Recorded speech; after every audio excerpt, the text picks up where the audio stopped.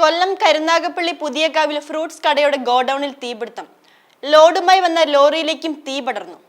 തമിഴ്നാട് സ്വദേശിയായ ഡ്രൈവർക്ക് പൊള്ളലേറ്റു. ഫയർഫോഴ്സ് എത്തി തീയണച്ചു. രാവിലെ 7:45ഓടെയാണ് തീപിടുത്തം ഉണ്ടായത്. ഷോർട്ട് സർക്യൂട്ട് ആവാനാണ് സാധ്യതയെന്ന് ഫയർഫോഴ്സിന്റെ പ്രാഥമിക വിലയിരുത്തൽ. 3.5 ലക്ഷം രൂപയുടെ നഷ്ടമുണ്ടായതായി കടയുടമ അറിയിച്ചു. അവിടെ ഓറഞ്ച് ലോഡ് വന്നതാണ്.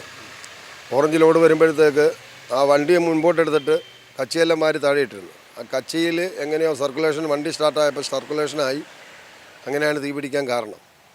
രണ്ടാമത് കുറച്ച് സാധനങ്ങൾ ഓറഞ്ചായാലും എല്ലാം കത്തി നശിച്ചു പോയി. വണ്ടിക്കും തകരാറുണ്ട്, ഡ്രൈവറുടെ കൈ എല്ലാം പൊള്ളുകയും ചെയ്തിട്ടുണ്ട്.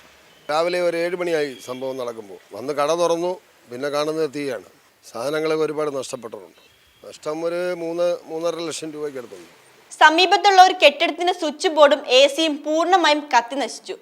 പ്രദേശവാസികളടക്കം ഓടിക്കൂടി തീ അണയ്ക്കാൻ ശ്രമിച്ചെങ്കിലും തീ ആളിപ്പടർന്നു. ഫയർഫോഴ്സ് എത്തിയാണ് തീ പൂർണ്ണമായും അണച്ചത്.